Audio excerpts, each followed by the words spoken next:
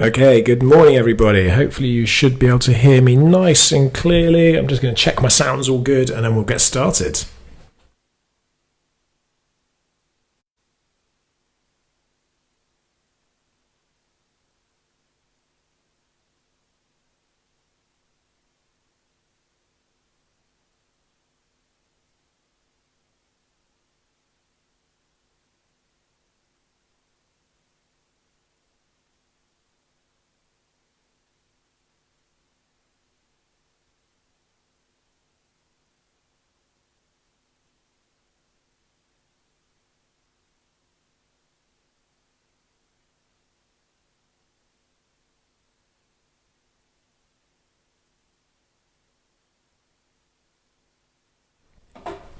Okay, good morning, good morning. Right, I'm going to do this just so you can see it. Let's have a quick look. Right, I'm here. Hello, hello, hello. That camera feels a little bit too high for me. Okay, so I'm here. Let me just sort out my camera. I thought I was ready, Officer G. I thought I was ready, just so you can see it. Let's have a quick look. Right, I'm here. Hello, hello, hello. Thought I was ready. 2 secs.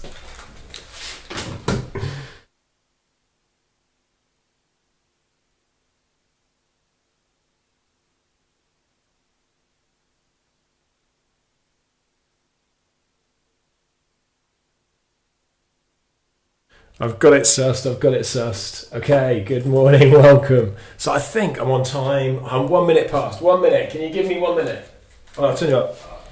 Here we go. 1 minute. No, I'm done. I'm ready. I'm just 1 minute late. Okay, good morning everybody. I'll give you 1 minute. Okay, perfect, thank you. Right, I'm going to be allowed 1 minute to talk, so we'll do that and then we'll go. Let me just sort out my headphones. It's all going crazy this morning. I'm just reading the comments, let me just have a quick flick through those as people join on. Okay, I'm just seeing if I've missed anything. Okay, perfect. Good morning, everybody. Welcome. Welcome back to our lives. Today, you can see I'm somewhere slightly different. We're in reception, which is behind me. If I step out of the way, you'll be able to see Officer Goodwin behind me. He is in reception, ready to go. His mic's actually up, so he can say good morning if he wants. Good morning, everyone. There we go, perfect. I'll turn him back down now. I am in a holding cell. So you may have noticed over the last, I think, 8 to 10 weeks we've been doing this, however long we've been doing this now, I've been in different areas, in different places. I've been in main wings, I've been in prison cells, I've been in cupboards. Today I'm in a holding cell, and the VP holding cell nonetheless, which I'm sure Officer Goodwin is going to take great delight in telling you all about in a little while. So a few things before I hand over and let Officer G get started. We're obviously doing reception today. This is going to be our last virtual guided tour live. I can hear the virtual R's coming through, the disappointment. It is going to be our last one for the summer. So we are going to come back to doing these, but we won't come back to doing these until September. And the reason behind that is basically for us, because we run 2 guided tours every single day during the summer holidays. So from Saturday, we restart our guided tours. We run 2 of them every single day until September. We're open for self-guided. We've got escape rooms. We've got the restaurant. We've got angel and axe throwing. We've got prison break. We've got the paranormal event. We've got loads and loads going on. So it's purely because the resourcing for myself, for Officer Goodwin, for the rest of the team behind us, is a lot to do, plus obviously running 2 prisons. So we are going to take a short hiatus. I can see lots of no's. Don't worry, we will be back. But more importantly, and best of all, you can just come visit. You don't need to come on a virtual tour. You can come on a physical, actual tour and stand where I'm standing and go and see all the areas and the spaces. So don't be too upset about it. We will be back, and obviously, like I say, you can still come and visit us in the meantime. On that note, a couple of really quick things, because Harriet's the other side of the wall and she'll be telling me in my ear if I don't plug it, that I need to talk about. We are obviously open, so you can come visit us. Our restaurant is obviously open. We start redoing our food from Saturday this week, so we'll start doing food again, but at the moment we're doing obviously coffee and cakes. Our guided tours restart on Saturday, which we're very excited about. Limited numbers, we've reduced the numbers obviously for social distancing, but they restart on Saturday. Escape rooms restart Saturday. Again, there's social distancing and policies in place. Our prison break event starts Saturday. Again, reduced numbers, but there are a few spaces left. So loads and loads coming on from Saturday, and then we open all of our activity areas on the 1st of August. We've got 10% off At the moment, for our guided led tours, our activities and our events, so if you just book and use the promo code promo10, you'll get 10% off your tickets. And if you're coming on a self-guided tour, book online and you can get up to 40% off your tickets if you book online in advance. Harriet, did I miss anything? Are you good to go? No, apparently I'm good to go, just like the prison, which is great, which is an inadvertent plug there. Now, we are obviously in the prison. We are obviously open, so if you see customers flowing past as we do this, just do bear with us, because obviously Officer Goodwin will have to social distance from them. You may see some people want to just stand and watch, and that's absolutely fine. So do bear with us if anything like that happens. In the meantime, I think that's pretty much it from me, and I'll continue on with the plugging later. Ready when you are, sir. Yeah, perfect. Okay, right, let me change cameras then, and I will do the usual. Fire your questions as we go. I'll throw them over to Officer Goodwin, and other than that, I will be quiet and let him take over. Hold on 2 seconds. Right, I'd just like to say, actually, can I just point out, I was ready this morning at 11. So we've been doing this for like 8 weeks or something like that, 10 weeks, and on the last one, I got it right. Sound, picture, everything on time, spot on. We haven't finished yet. Okay. Right. Is this mine? It's the camera right in front of you, Officer G. So you can see the camera right in front of you? I can see the camera in front of me. Yeah, yes. you're all good. It's all yours. Excellent. Good morning, everyone. Hope you're all keeping safe and well. This is the last one, as Joel said before, for a while until we move through the summer period. Oddly enough, reception is one of the very first things that prisoners bump into when they come to prison. It's the first place they see when they come into prisons, and it's the last place they see when they're leaving. I'm going to concentrate today more on about what happens when they first come to prison, because that's the one that will probably have the biggest effect on their lives, to be honest with you. Obviously, they're all ready and happy, or 99.9% of prisoners are ready to happy to leave and itching to get out in the mornings. The world has changed with receptions. Now, when I first joined way back in the 70s, the process was pretty comprehensive, but nowhere near as complex as it is today. There are many more problems that staff have to manage and deal with prisoners coming through the doors, and I'll explain that as we go through. Somewhere in the mid to late 90s, we handed over escorting of prisoners, where we used to do the courts ourselves, the staff, and manned the courts, to private outsourcing companies. Many of you seen those vehicles on the roads and motorways with the little blacked out windows and on the news and such like. That's how prisoners are transported back and forth. They'll come through our gate. They'll park just outside our reception door.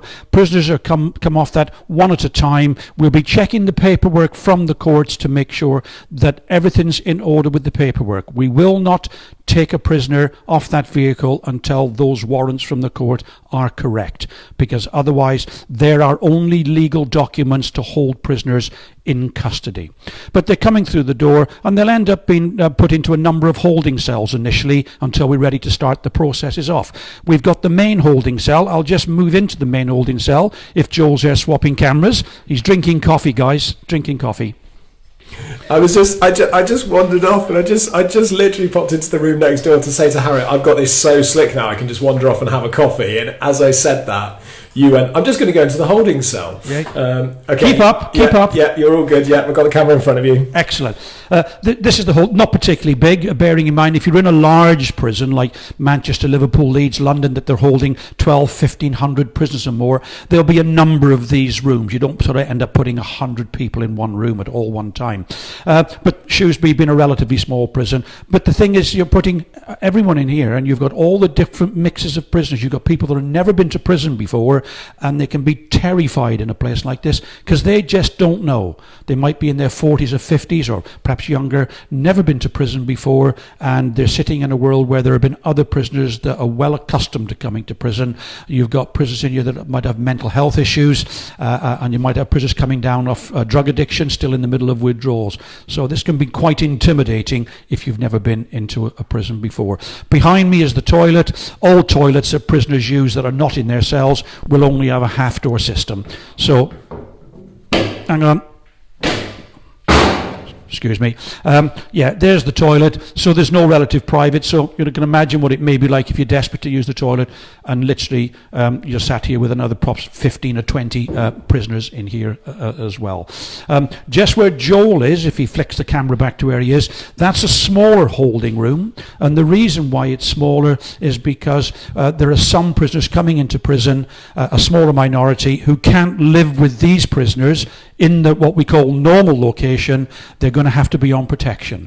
And that's basically because it may be the offences that they've committed, or ex-police officers, ex-prison officers, or anybody that may be quite notorious may need to be kept away from other prisoners in the duration of their sentence. So we'll keep them in a separate environment and deal with them on a separate basis.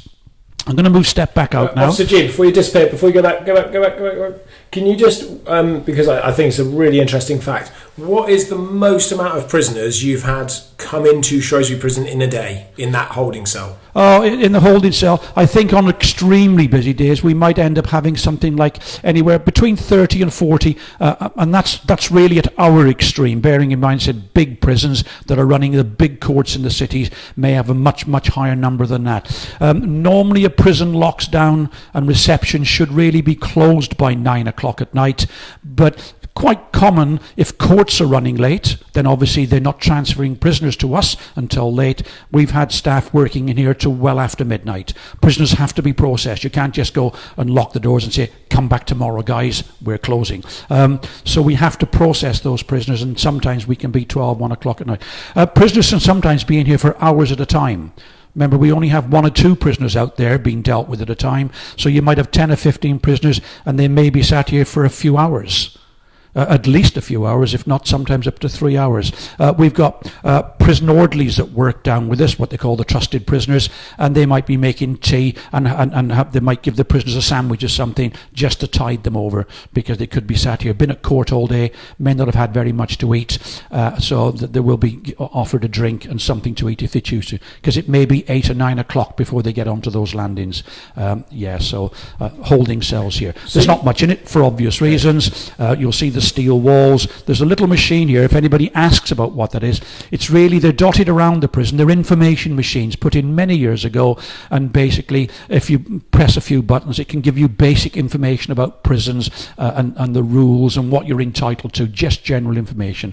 They never got used a lot, to be honest with you, because most prisoners, in my experience, come up and ask a member of staff, or they'll ask another prisoner. What's the lay of the land, so they tend not to, they've not really used those as great deal, to be honest with you.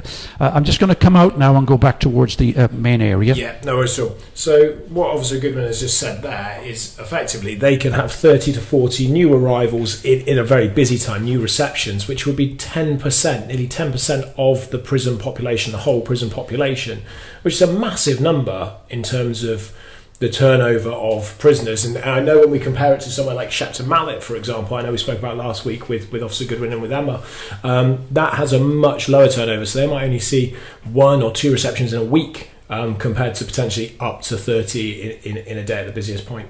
So, sorry Officer G, which camera would you like? You can put this one on that's I'm standing facing on the wall. Oh. Yeah, it's all yours. Right, yeah. There's a number of processes going to happen in prisons. Once we've got them all in holding rooms and the vehicles have all left, we're going to start the process. As I said, we don't have loads of prisoners out. The first one's going to be, the nurse is in an office right next to where Joel is, you can't see it, and the nurse is going to do a basic health check, but we're also going to be checking for those people that might have drug addictions. We might be asking them for samples of urine so we can test it. We're going to be offering them detox if they require it. All those things will be set. They're also going to be starting to look at prisoners that may have problems with mental health issues. And you remember, in prisons we get the whole spectrum. You don't just get people coming in, we've got people coming with learning behaviour difficulties, we've got people that have got bipolar, we've got schizophrenics, we've got sociopaths, we've got paranoid schizophrenics, we've got people struggling with anxiety and depression. All the whole spectrum, all the ones I haven't mentioned about. And they're going to have to be managed in prisons. And the reality is we as prison officers are not really trained to that extent to deal with a lot of those problems. So it's something you learn as you go along. hopefully. Now, many of these prisoners will manage to get through the system. They'll have healthcare to help them. They'll have medication and general staff, and they'll have their ups and downs as they go through the system, and they'll bump out the far end. And the reality is some may be coming back and come back with all those old problems again, and others you might never ever see again.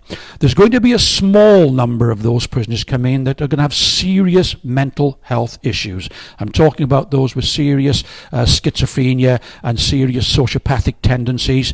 They're going to be very difficult for us to manage, for healthcare to manage, and for prison staff to manage, because this is not a hospital. This is a prison at the end of the day, and we have to manage those people within the prison system. And it is hard work, have no doubt about that. It is extremely hard work for staff to have to manage those. But that's the nurses side of it. They'll also be interviewed by, in this prison, they have them all in prison somewhere, a little office there called the First Night Office.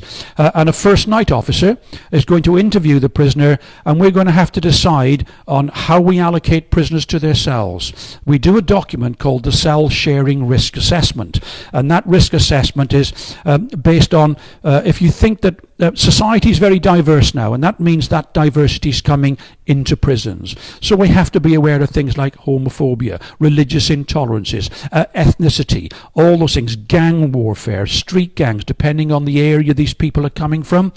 So we have to be aware of all those things, because putting two prisoners in a cell that don't see eye to eye, generally, you can see the potential for the problems there. That's difficult for us to do, simply because I've never worked in a prison that wasn't at least full, if not overcrowded. So we're always, now Shrewsbury Prison, like many prisons, when you think of the old Victorian prisons, we're placing two prisoners in a cell, even though they were designed for one originally. So that means, and there's no space, so we're always jiggling and juggling to keep things as best we can on an even keel. And as I said, that can cause pressure. I'll be honest with you, 95% of prisoners that end up in a cell usually manage okay. They'll manage to live in that environment and get on with their cellmate to a reasonable degree. But we don't really know. We don't really know. When that door's closed, we don't know the relationship that's taking place between those two prisoners. It might be okay. Hopefully it is. They get on together. No big arguments, no big problems. It may not be. You might find that the person we put in there can be a little bit of an intimidator, might be intimidating the other prisoner of their canteen or all the other little bits and pieces, or dominating what's going on in the cell, or it could be the person they walk into that may be doing that. But generally prisoners manage to get on okay. They do. It's not unusual sometimes for them sometimes to come along, and if they want to go to another landing and be close to somebody else they think's a bigger friend, and they go, can I get in that cell, boss? And the answer would very often be no, because once we start that, we'd never stop moving people around. But then sometimes after a weekend, I might go, I've thought about that, and I can get you into that cell now. And they go, I'm not bothered now, boss. And I think that may be a case of better the devil you know than the devil you don't. They've settled in the cell. They don't want to take the risk of going in and having any further. So they get settled in their cells with the people that they're with, to be honest with you. So that's it. The healthcare will do the personnel will do other things as well. We're going to be looking at prisoners to see if there are any self-harm issues, as the healthcare does it as well, of course. And you've got the self-harm issues, and you've also got those that have made in their past serious attempts at their life, and or maybe considering taking attempts at their life. In my experience in working there, prisoners I found have usually been very, very honest about those questions that you ask them. And I'll say, have you ever self-harmed, or have you ever thought of taking your life? And they will actually say, yeah, well, boss, I was self-harming 15 years ago, but it's an old incident now. It was a one-off. It's not a problem anymore. And we have to take very often that prisoner at face value and say, okay, then if it's not an issue now, because you can't put everybody on some kind of self-harm watch or some kind of suicide watch because of historic things. So we make that judgment between the officers and the healthcare staff, and there are times when they go, yeah, I still do currently self-harm, and they'll show you the scars and all those things. So we have to manage those prisoners differently on special self-harm schemes and all that. But that happens when we get into the prison, of course. And there may be other issues, and it may be as simple as somebody coming into prison and going, I live on my own, and I've got a dog, and it's locked in the house. And that's got to be managed. It might seem a sort of relatively trivial thing, but the reality is we might say, well then, do you know anybody? Does anybody have access to your keys? Do you have any friends or family that can come to pick your keys up from the prison and go and look after the dog for you? If not, and there is no one, then we'll say, well, our only option now may be the RSPCA. So can they come and pick the keys up and then go and look after your dog until such time as whatever time you're spending in prison? If it's a long time, well, that's an issue between the RSPCA and the person, of course. And many other things like that can be big problems for people when they come to prison, because they get picked up and they end up in prison very quickly. They might get picked up into a magistrate's court, coming straight to prison, and never had time to manage any of those things. So yeah, we've had people come in with suitcases because they've been arrested and they've just come back off holiday. And they're literally coming in with their suitcases, a pair of shorts, sunglasses. Yeah, I was going to say, what's in the suitcases? Eh? What's in the suitcases? Well, I don't know, but they're not getting at them, I can tell you. Because I know you've, I know from, again, watching the tours and from listening to different officers, obviously you've all had different instances that have happened for you, but I know there was a farmer, wasn't there, a Welsh farmer that came in. He was in the first night office, asked if he had any problems or concerns, and he was, I'm a farmer and I've got 200 sheep in a field that are going to need to be taken care of, and then it's obviously a call to RSPCA. And, absolutely. Likewise, I know. And all that's got to be managed. You can't just ignore it for all kinds of reasons. Animals, they need to be cared for, we'll have to manage or go some way to managing all those things as best we can. Of course, you get some really serious ones, as well as there are some funny ones too. But I mean, the serious ones that I've heard of, there was a single parent who'd come in, a single parent and 2 children, hadn't expected to go to prison that day, had gone to court, been sent down for 6 months or 3 months, I can't remember what it was. Have you got any problems? Yeah, I'm a single father, I've got 2 kids at school, didn't expect to come to prison today. What am I going to do? And that's a serious... That has excuse me. That has happened, because people sometimes get the impression for the offence they've committed, they're going to come to court, magistrates' court perhaps, the lower courts, and they think that they're going to get, it's a first offence, so I'll only get a fine, probation, community service. And then they get quite a shock when the judge actually said, well, I'm going to put you away for, it might only be 6 weeks or a couple of months. And the reality is they never prepared for that. So the reality is, like Joel has said, now we're in a bigger place now of having to deal with some really quite serious issues, and it may end up having to resolve by social services to go and actually manage those children if there's no other families and stuff like that. It's not overly common for that to happen, but it does happen. So it's always about that interview to prepare and make sure that the last thing you need is prisoners going in there with all these issues and problems in their head, where it's much more difficult for them to manage those situations on their own. So that would be You've had some funny ones though as well, haven't you? You've had people that have put their cars in car parks. Leaving cars in car parks when they've gone to court, and then they realise they're not getting back in their car, and the bill's going to total up rather quickly in these private car parks these days. So you can see the silly things that go on as well. Well, I'll just drive to court because I'm not going to prison, and all of a sudden they go, send him down. What? Oh dear. But it's not common, but they will happen, on occasions.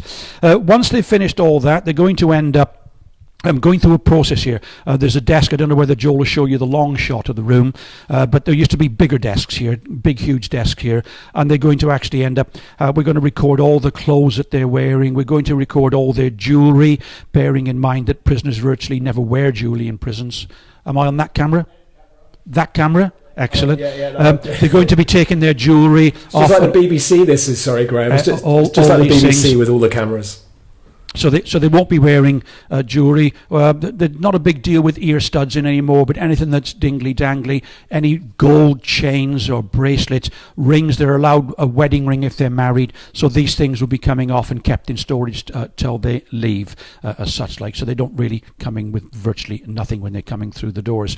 And once they've finished that process, they're going to sign to say, that's correct. And what's happening after that is they're then going to end up being strip searched. All prisoners that come into jail get strip searched, and all prisoners that leave the prison will be strip searched, and that's going to happen there.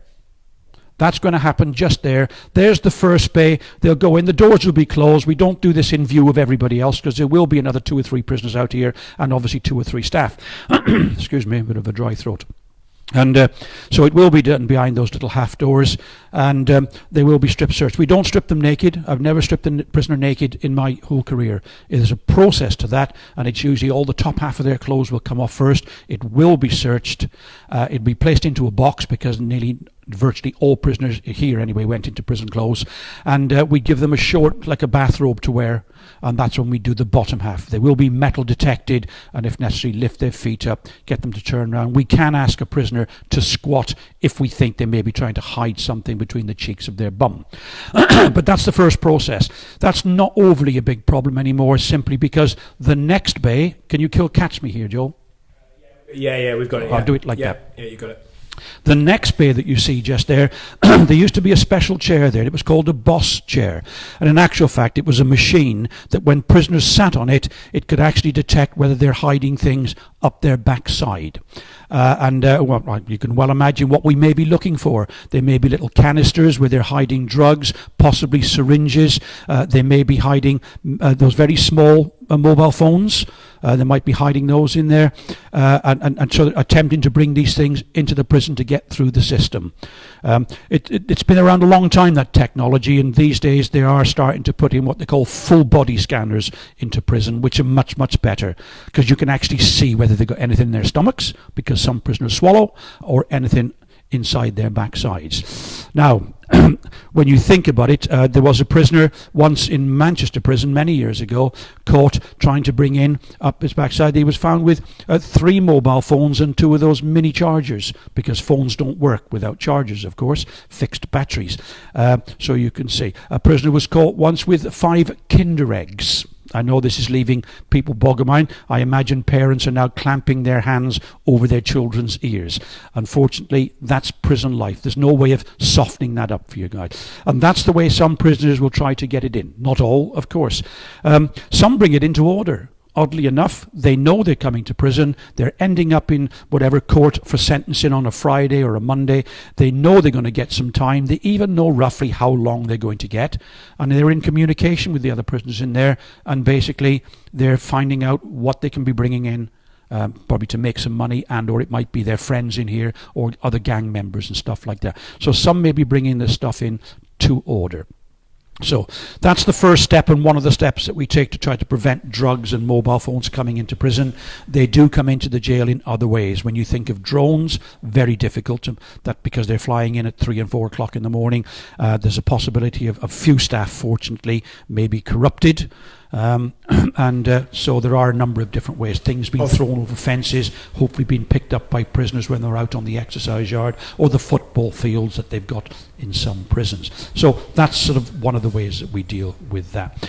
From there, they're going to go into the showers. They're going to have showers while they're in there, and then when we finish with those processes, they will get bits and pieces like a bedroll to take up to the cell with them. So we give them their pillow and their bed sheets and bits and pieces to go up, and then they will go and be held in holding rooms just on the other side of the door, just like these, to be honest with you. And then staff members will then move them up and down onto the wings during the evening, take them up in groups of 2 or 3, get them located into their cells, and basically the officer's job is called being a runner, going back and forth and doing those things. Officer G. Yes, because I can tell you've got a croaky voice. So you've had some water brought to you, and good news is I've actually already put in place a quick substitute for you. So if you want to get some water a second, right? I've planned all of this ahead of time. Welcome to Shrewsbury Prison. This is the first area of prison to receive an pension in prison. To the left, you see 2 Have some water, sir. Have some water.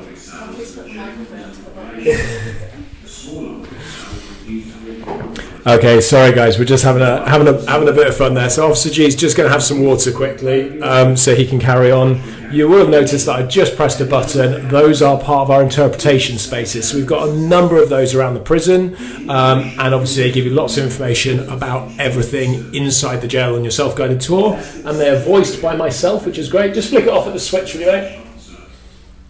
So what I'll do is, I think he's had some water. We will hand back over to him. Perfect. Okay, do you want to? I'll hand back over to you, Mr. G. Sorry, I couldn't resist that one. Yeah, somebody's just said that. Hang on, before you start the question. Sorry, Paul. You know the greatest thing about that, with your voice on it? Yeah. I can switch it off. Wonderful. Somebody's just said they're never going to look at a Kinder Egg in the same way again. No, absolutely not. You just realise how versatile these things can be. Okay, let me come back. If you don't mind, I've got a quick question that came in that I think is quite appropriate for now. What happens if somebody gets caught with contraband trying to get it into the prison, if they're trying to smuggle something in? What happens to them? If they're caught at that stage, very often if it's inside their backsides or we think it's in their stomachs, the reality with that is because we're not going to go there, you just have to wait for it to come out. We will locate the prisoner down into the segregation unit where they'll be kept in isolation until that stuff is passed through and pick it up that way. There have been one or two prisoners who have attempted to put larger mobile phones in there, and the trouble with is that they can manage to get them in, but they can't get them back out again. And the reality is there have been one or two prisoners that have gone to hospital and had quite serious operations to have these things removed. Yeah, but they will be charged. It is an offence that can carry now, I believe up to 3 years in prison. I believe now they've just changed it, so they can get charged with trying to bring illegal drugs and substances and contraband into a prison, and it does attract an extra sentence in there as well. Yeah. Any more? Yeah, there's a few more questions I can let you have now if you want, or you can pick up as you go. I'll let you have them now. Somebody's asked, do you see a prisoner's demeanour change when they enter the prison, especially if it's their first time? It's difficult to tell sometimes, but normally when somebody's never been to prison before, you can usually spot them without them actually saying anything, or you having to look at documents, only because they'll behave differently, because this is a world they know nothing about. So they will be a lot more furtive looking around them. They will be very much more switched on and trying to be aware of their surroundings, not knowing what to do next, of course. There are some prisoners that come in. I've seen some prisoners coming in off these vehicles. They've come in so many times in prison over the last 20 or 30 years. They're now in their late 40s and 50s. They've stepped off, and sometimes they come to the door and go, "Hey up, Mr. G, how you getting on, boss? Long time no see." And I'll say, "Well, how long ago was that then?" And they go, "Oh, about 6 months ago." Because there are some prisons that do those small sentences, and they'll do them continually for many, many, many, many years. Obviously, when the new prisoners come in, they've never been to prison before.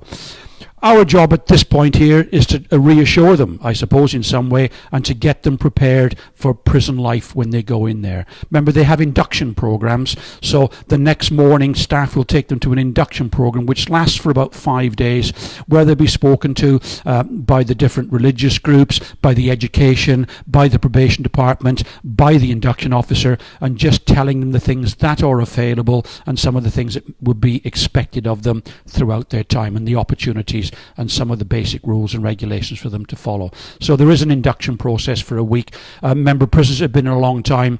They're used to it. They know the score when they go to these induction programs. But the reality is the brand new ones, it's a chance for them to get as much out as they like. I'm just going to invite some people in. Ladies and gentlemen, would you like to come through? Because we are still actually live. Let's say we are open, yeah. Okay. Excellent. Where's the other young lady? Come on in. Now, madam, I've got to inform you that when you come to the end of your visit, you have to take your children home with you, okay? I know you... Yeah, and remember the summer holidays are just about to start, so there's another 6 weeks. So you could just sort of nip off and leave them with us for 6 weeks if you like. Why not? I'm going to stay. Oh, well. Well, what can I say? What can I say? I can go in your place, it's not a problem. You can stay here and I'll go in your place. All right then, okay. Well, I'm sure you'll have a good time when you go. Yeah, any other questions, Joel? We've got one about if you have 2 or 3 prisoners that are related, would they be on the same wing? Well, Shrewsbury's a small prison, so we only have the large wing that holds about up to 350 prisoners, and a smaller wing, which I said was for protected prisoners, only holds 44 prisoners. So the reality is, no, we don't have a big issue with that. I've known fathers and sons, not necessarily at the same time, but I've had prisoners on landings going up, "Boss, me lad's coming in today. Any chance he can come up onto the same landing? I'd be grateful if he can get him into the same cell as me. I'd be grateful for that." So the reality is, yes, we will manipulate. If it's not causing us a big grief and it helps keep the prison, it's not about doing what they want.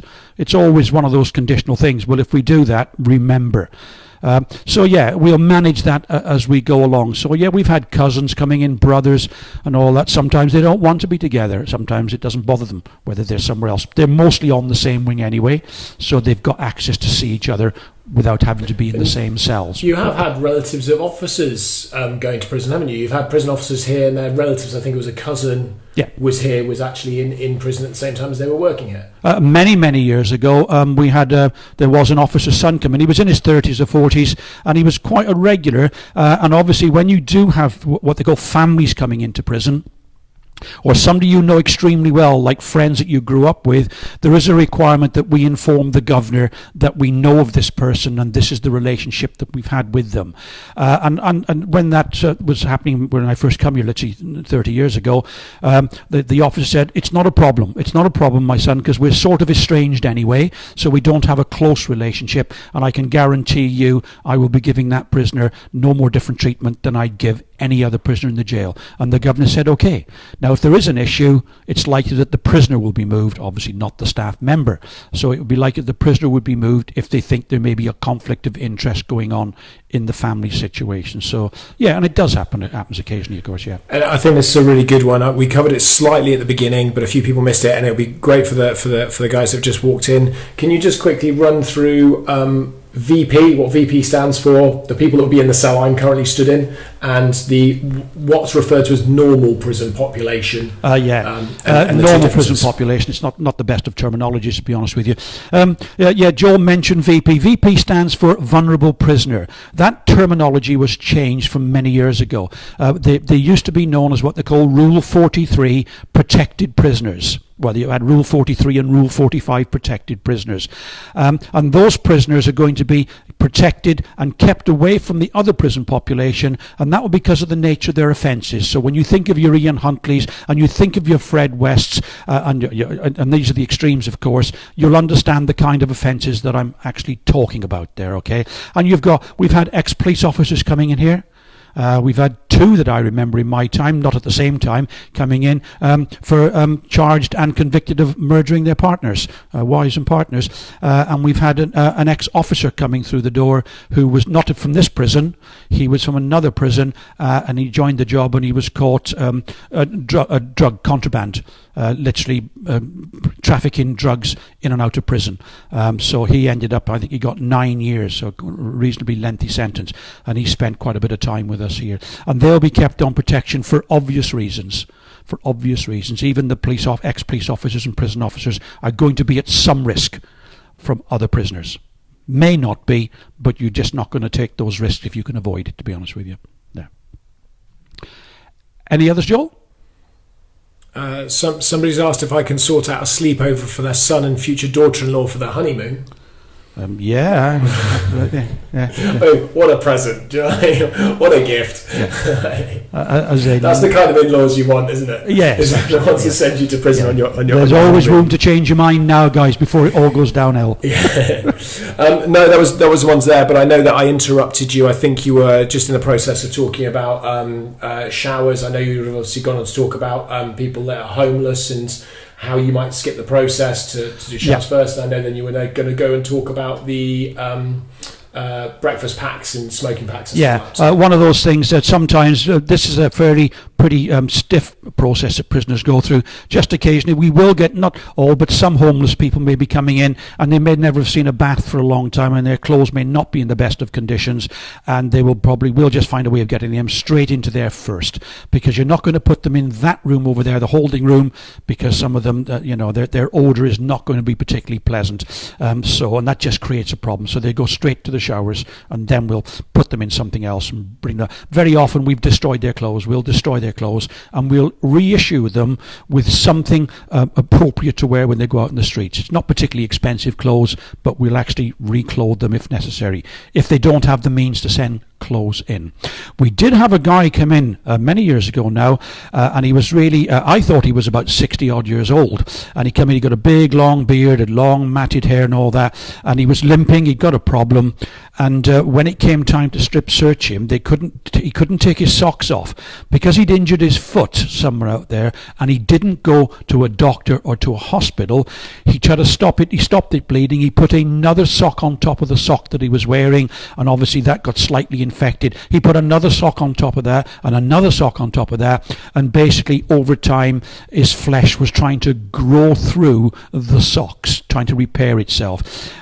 So when they literally started to take his sock, you can imagine, not pleasant at all, and the smell was quite horrendous when you started tearing at the flesh and all that. So obviously, because we were dealing with him first and not the nurse, we called the nurse out, because we were literally, and other prisoners here were literally wanted to be throwing up, because you can imagine the smell of what they call dead flesh is not pleasant at all. And the nurse came out, took him away. They soaked his foot, soaked it, and the reality is, in time they repaired the foot, and he was at high risk of losing at least his lower part of his leg, if not his foot. And he came back after 6 months. Later on in the sentence, he actually came back and he said, if it wasn't for the nurses, I think I'd either lost my life or at the very least lost my foot. And he was only about 35 years old. By the time he'd had his shave and had his hair cut, he'd started to eat proper food again, keep clean and all that. He just literally come back. He just looked old because of his long, straggly hair, and living on the streets, I imagine, isn't conducive to good, healthy lifestyles, is it? Let's be honest. So there are sometimes those things happening. And some of these men may be coming in, not only are they like that, homeless, they may have serious mental health issues as well. So it's hard to communicate with them. It's hard to talk to them and to get them to understand and why we're going to have to do these things, and they don't even sometimes realize where they are. They actually don't know they're in a prison at all. And we've had one or two prisoners like that believe there something else is happening to them, and it's all a conspiracy, and we're all aliens and stuff like that. You'd be surprised some of the stuff that comes out of their heads. But after they've had showers, we have orderlies working down. Orderlies are what they call some of them trusted prisoners in jail, and they have these, what they call them, better jobs. They're nice little jobs for them. And we'd had a couple of years, like I said, they would have been making some tea and giving the prisoners, if necessary, a sandwich to eat. And when they come out, they get their bed kits. They will be offered what they call a pack. Up until the time they banned smoking, prisoners used to be offered a smoker's pack, or what they call a non-smoker's pack, which had tea and some powdered milk in it and some pop and some biscuits or something like that. That was an alternative to the smokers. It all had to be paid back. They didn't get it for free. It had a value then of about £3, I think, and they would pay it back at 50p a week out of any earnings or private cash that they received over the next X amount of weeks, next 5 or 6 weeks, depending on how long they're spending in prison, of course. So they would pay it back. Nearly every prisoner that I knew took the smoker's pack if they smoked, or they took the non-smokers pack if they could. And they would collect all that stuff up, and they'd be carrying all this stuff, and that's when they'd go to the holding rooms waiting for staff to take them up to their cells. I think it's a really good time. I'm just going to jump in because I see a few comments certainly about that story. People sort of saying, "What a sad story," and "Oh my God, that's really bad."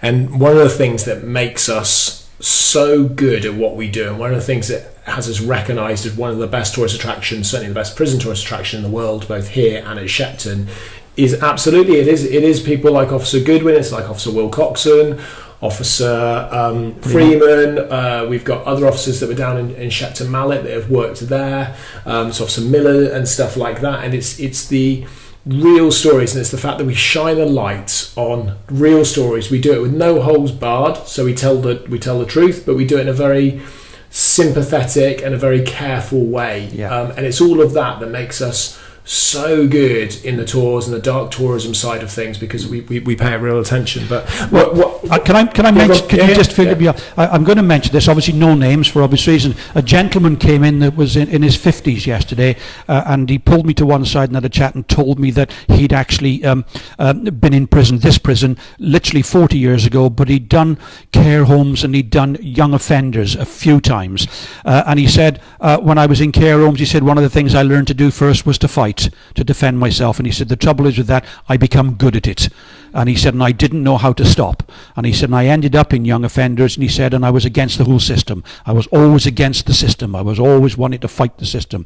And he said, I met one officer, I'd come for the second time, I remember, and in the 70s, early 80s, prisons were a lot stricter than they are today. He said, I bumped into one officer that made the difference in my life. He said he was a tough officer, he was direct, but he always he was the one that sort of took me under his wing, to be honest with you.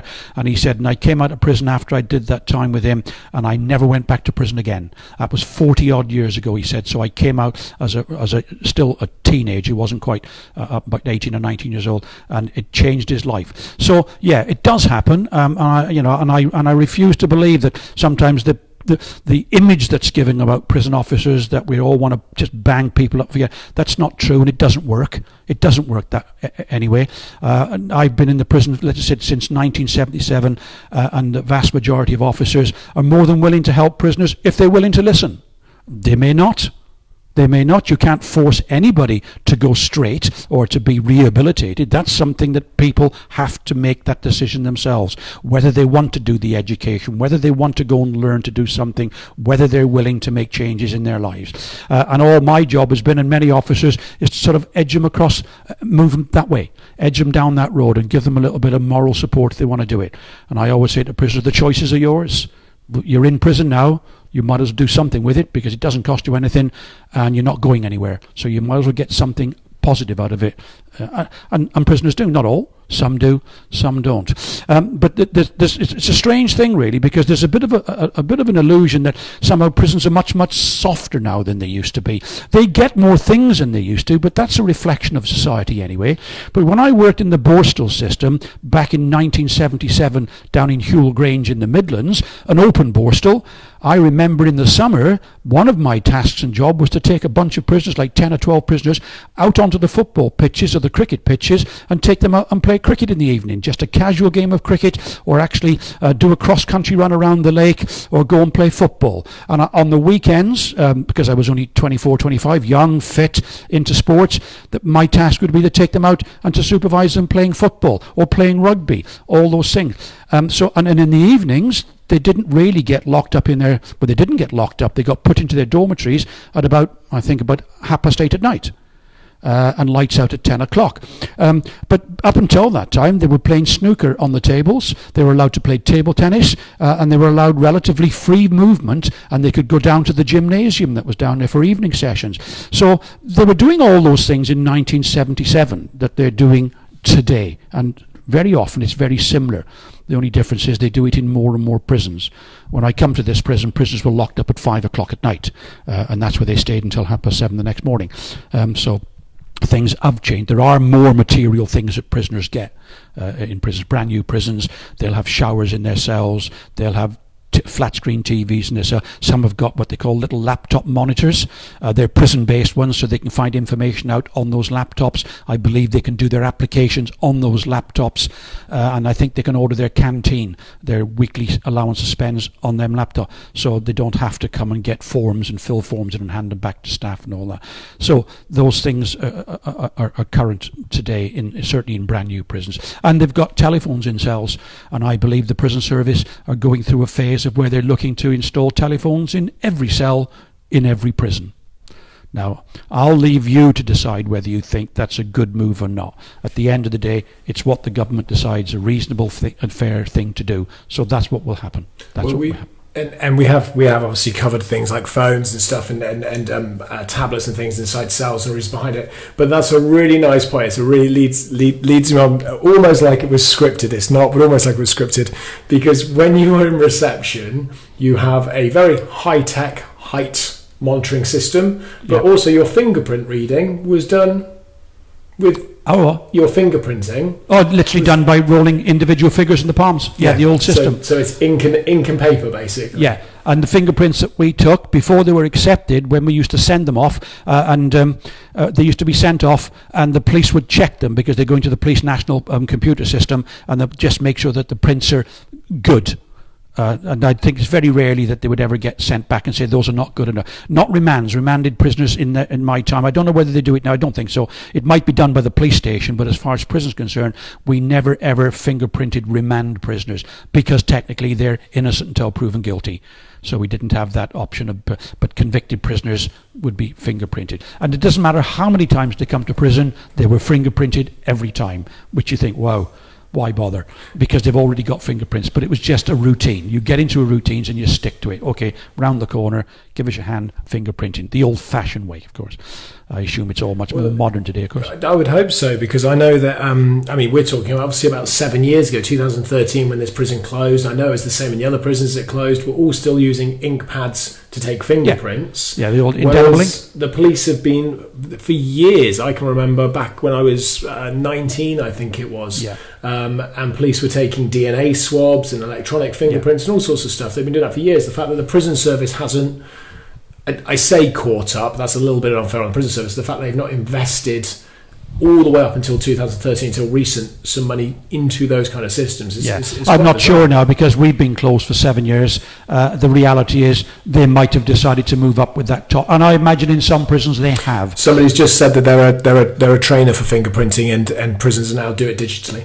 Yes, They've obviously moved. it would happen. The thing with the prison service, very rarely does anything happen in one prison, in all prisons at the same time. It just doesn't. When they banned smoking in prisons, they brought it in piecemeal. They started off with the lower security prisons because they're worried about having a reaction to taking tobacco off prisoners, of course. And they just fed it in quietly, and now there is no smoking in prisons, although they are entitled to buy electronic cigarettes, and they can access patches off the nurse if they choose to want to stop smoking. And some prisoners take the advantage to give up smoking.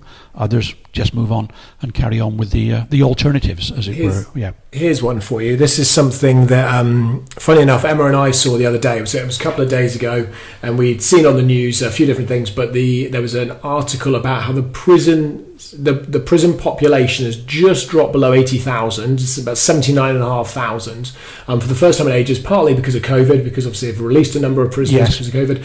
But what really struck me was when I saw the figures, it was 76,000 male prisoners to 3,200 female prisoners. And I turned to Emma and I went, hold on a second. When you look at that as a percentage, why is there only 3,500 female prisoners to 76,000 male prisoners?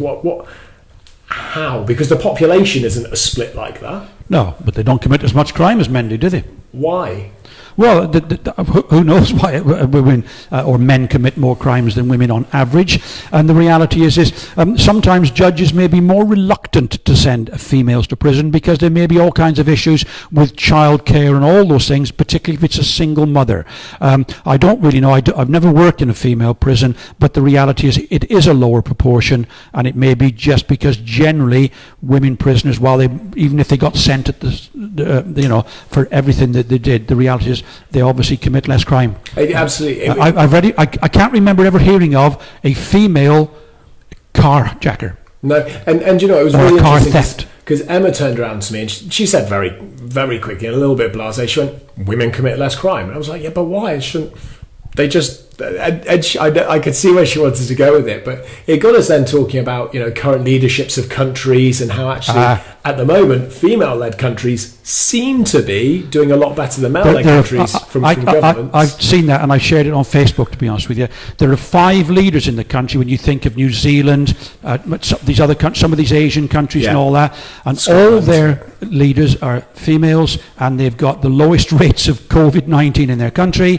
And if you take a look on the other opposite with the 5 leaders, that includes Brazil, it includes in this country, it includes America and a few others, and they're the ones that are at the top of the pile. Now I'm going to leave you, and I know if there's any husbands and wives or partners watching this, I'll let you have there's a few comments, over a coffee, okay? But it was interesting. But the evidence is there. Now there may be, perhaps, obviously, women may think in a much more safety. Well, it got me to a point, and I guess to bring it back to prisons, because you and I will probably talk about this for another hour or so after the live, but it got me to a point again, well, hold on a second. If there was a smaller male population, a much larger female population, yes, the prison numbers would go up. But the reality is, for a female prison population with I worked out 95% of the population was female, you would still only need 5 prisons in the country. That's it. Yes. Whereas currently we have, I can't remember what it is. I think there's 120 prisons at the last count. Yeah. So we would only need 5. Yeah, 13 of which are private prisons, of course. And that's just crazy to think. And And not all those prisons are closed. Women's prisons are defined slightly differently. They're sort of a closed environment or an open environment. Whereas in adult prisons, male prisons, you've got Category A high security, you've got Category B securities, Category C securities, and then you've got open prisons, and the women sort of just have an open or closed. There are some that have got good security because some women are in for some pretty horrific crimes. When you think of Rose West, she'd be basically classed as one of those high security prisoners. Yeah, absolutely, yeah. Some of the crimes that female prisoners will commit are horrific. It's just a very and we've just had 3 visitors walk in. They're all females, 3 new inmates. I got 3 more 3 more visitors walking in, guys. It was just such a big number. That's what kind of got me, and it was just so surprising. As long as you're not standing there, madam. Okay. They were right in front of the cameras. Yeah. Wave at the camera. Hello. They've just realised that they're live. Are you looking at the prison for a future accommodation for your partners? Yeah. Okay. Yeah. For a small consideration, we'll give you a break for a couple of weeks. Okay. Excellent. Okay. Yeah. Excellent. Yeah. Somebody has asked if you're a first timer. I think we did cover this on the wing, but we'll pick it up again. If you're a first timer, do you spend your first night or your first few nights in a cell on your own? No. There is a policy out that we have on some of our cells. When you come to visit us, you'll see on the ones there'll be about 4 cells that have got first night written on the door. That's common across the estate because there's a hard and fast rule. If you're a first time prisoner in, and not always a first time, or even sometimes you've been in prison before, when you first come to prison, you're required to be in a cell with somebody else because they've recognized the first 5 to 7 days of being in a prison is the one where you're at the highest risk of possibly self-harming and or attempting to take your own life. That first 7 days, that can be the highest risk for prisoners. So there is a requirement. Now, bearing in mind in Shrewsbury, we virtually put 2 prisoners in every cell. We used the system, but it really didn't matter. And there are many prisons going, we don't have any cells where a prisoner will end up by themselves, unless they're in the segregation unit, of course. So yes, there is a requirement for what they call first night cells in all prisons, for 2 prisoners to be in the same cell together. And it's not strictly for first timers. It's for anyone coming to prison. Because a prisoner might have been to prison 2 or 3 times before, but he's coming to prison this time, and there's other things going on out there that have got to his head. And we don't know what his demeanour may be, so we'll go through that process again. Yeah. Any other questions while I'm listening to the toilet flushing? No. That's the only questions. That's been your life for the last 30 years, hasn't it? Being in prison. Listen, the toilet's flushing. No, I was going to mention, just because I think they're nice little nuggets. That roll board behind you, I can see, has got a tiny little cutout of it at the top. It says roll board HMP. HMP. Now, it doesn't say Shrewsbury. There's a cutout there because it used to say HMP Holby. Because when they came in to film a part of that series where one of the surgeon actors was coming to prison for, I think it was malpractice or something, they allowed us to keep this board generously, but we couldn't leave their name up there. Yeah, for obvious reasons. They cut it out, didn't they? And then they told us not to mention it to anyone. They told us not to mention it, guys. And you just told everyone. Too late now. Everyone. We can lock those gates and nobody's getting in, so it doesn't matter really much, does it? No. Those boards, technically you could do away with those boards. They're what they call our in and out boards.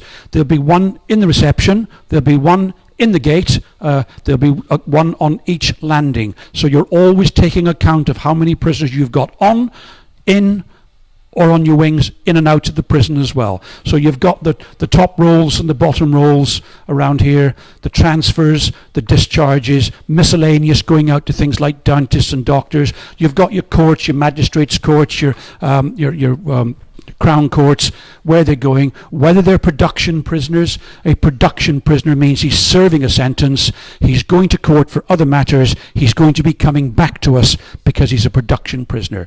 Anyone else may not have that guarantee of coming back to this prison. So we record it, and we sort of, and I believe in prisons probably they still do that today. However, it's all computerized and has been since about 2010.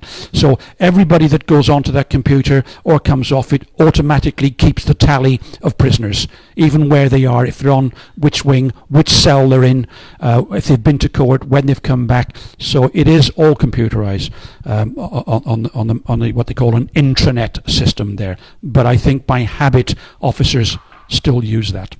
Yeah. Mr. G, Officer Goodwin, we are there. We are 2 minutes to 12, which gives me perfect amount of time just to do my last few plugs. Time for a song. Yeah, it gives me perfect time to do the last few plugs. Please release me, let me go. So I'm going to do that. Whilst I give the last few plugs, I'm going to say goodbye to you. I'm going to say thank you very much for the lives that you've done over the last 10 weeks. Great fun. I've really enjoyed it.